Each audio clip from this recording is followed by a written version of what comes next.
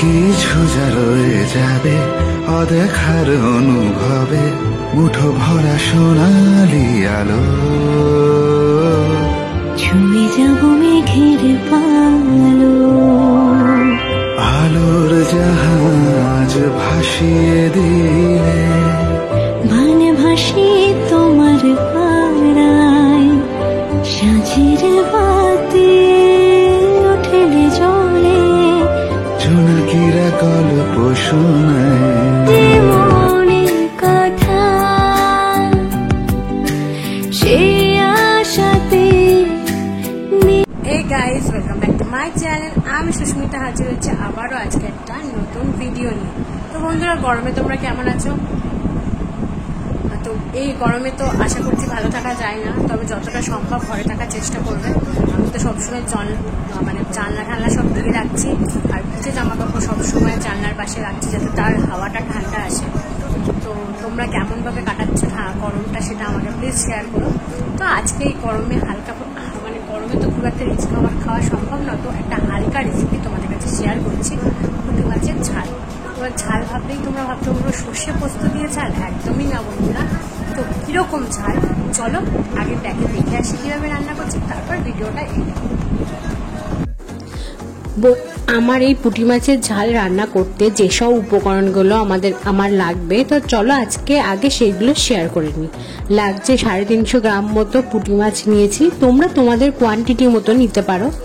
আর 1.5খানা বেগুন ঠিক লম্বা লম্বা করে ছোট ছোট করে এরকম করে কেটে নিতে হবে। তো তোমরা পুঁটি মাছ অনুযায়ী তোমরা বেগুনের কোয়ান্টিটিটা নেবে। তার সঙ্গে রয়েছে কাঁচা লঙ্কা বাটা, প্রায় 12-14টা মতো কাঁচা লঙ্কা বেটে নিয়েছি, আদা বাটা করে নিয়েছি, আর তার সঙ্গে সামান্য একটু পেঁয়াজ বেটে নিয়েছি। তো দেখো, প্রথমে পুঁটি মাছটা হলুদ লবণ দিয়ে ভালো করে মাখিয়ে নিয়েছি।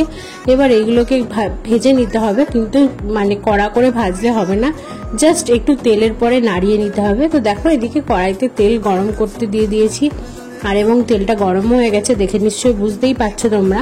তো দেখো, এবার এক এক করে মাছগুলোকে সবকটা মাছ ঠিক ওইভাবে ভেজে নিতে হবে। যেহেতু এক হাত দিয়ে ফোন আর এক হাত দিয়ে করছি, সেই কারণে একটু সমস্যা হচ্ছে, তোমরা বোঝোই তো। তো যাই হোক, মাছগুলোকে এক একটা করে আস্তে আস্তে ভেজে নিতে হবে, 2 পাশ সমান করে ভেজে নিতে হবে। তো মাছগুলোকে আস্তে আস্তে করে ভেজে নিতে হবে সবকটা মাছই। তো মাছগুলো একেবারে ভেজে ফিরে আসছি। তো দেখো, মাছগুলো আমার সবকটাই ভাজা কমপ্লিট হয়ে গেছে।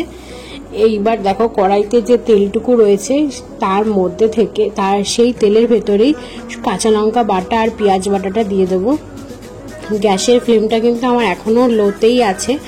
আর এই রেসিপিটা রান্না করতে কিন্তু হাতে অনেক সময় লাগে না, একদম সামান্য কিছু সময় হলেই এই রান্নাটা করা যায়। তো দেখো, তারপর একটুখানি হলুদ দিয়ে দিয়েছিলাম, দিয়ে হালকা করে মশলা বাটার যে জলটা ছিল সেই জলটা দিয়ে দিয়েছি।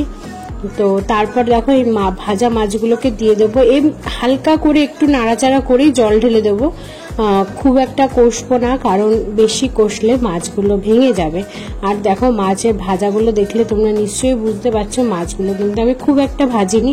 তো দেখো, তারপরে জল ঢেলে দিয়েছি। আর এই রান্নাতে না অনেকটা ঝোল রেসিপিতে অনেকটা ঝোল করলে কিন্তু রেসিপিটা সেরকম টেস্ট আসে না। এতে অল্প জল দিয়েই কিন্তু রেসিপিটা করতে খেতে খুব সুন্দর হয়। তো যাই হোক, দেখো, জলটা গরম হওয়াতে বেগুনগুলো দিয়ে দিলাম, দিয়ে এবার কি করতে হবে, এটাকে ঢেকে দিতে হবে। তোমাদেরকে বলি বন্ধুরা, যে ঠান্ডা জলে কিন্তু বেগুন দিলে সেই বেগুন কিন্তু ঠসে যায় বা সেদ্ধ হতে চায় না। তো যাই হোক, দেখো, ভালো করে ফুটে উঠেছে। তো এইবার ঢাকনাটা তুলে দিয়েছি। এবার হালকা করে বেগুনগুলোকে একটু নাড়িয়ে চাড়িয়ে নেব, নাড়িয়ে চাড়িয়ে একটু এদিক ওদিক করে নিতে হবে, এপাশ ওপাশ করে। আমি কিন্তু আর ঢেকে দেবো না। তো দেখো, সেই জলের ভেতরেই কিন্তু পুরো রান্নাটা হচ্ছে। আর যেহেতু ঢেকে ঢেকে রান্না করেছিলাম, তো এইবার একটু জোরে দিয়েছি, গ্যাসের ফ্লেমটা একটু জোরে দিয়েছি, কারণ বেগুনগুলো আমার প্রায় সেদ্ধই হয়ে গেছে। যে ঢেকে দিয়েছিলাম আর যেহেতু গরম জলে দিয়েছি, সেই কারণে খুব তাড়াতাড়ি এটা হয়ে যায়। তো দেখো, আরেকটু ফুটতে দিতে হবে। দেখো, প্রায় ফুটে এসেছে। এইবার আমি এতে একটু সর্ষের তেল অ্যাড করব, কারণ ঝাল মানেই হচ্ছে একটু সর্ষের তেল দিতে হবে।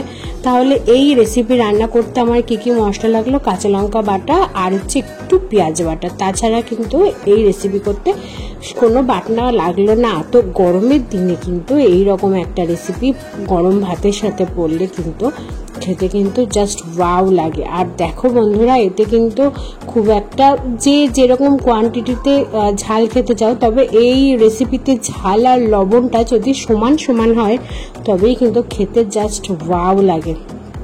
তো আমরা তো খেয়েইছিলাম, আমাদের কাছে তো খুবই ভালো লেগেছে। তো তোমরা বাড়িতে কিন্তু ট্রাই করতেই পারো, করে কিন্তু আমাকে কমেন্ট বক্সে কিন্তু অবশ্যই জানাবে। তো দেখো, সর্ষের তেল দেওয়ার পর একটু ফুটিয়ে নিতে হয়, কারণ যে সর্ষের তেলের কাঁচা যে গন্ধটা সেটা কিন্তু থেকে যায়, সেই কারণে একটু ফুটিয়ে নিতে হয়। তো দেখো, আমি যেহেতু খুব নাড়াচাড়া করিনি, সেই কারণে কিন্তু মাছগুলো একটাও আমার ভাঙেনি।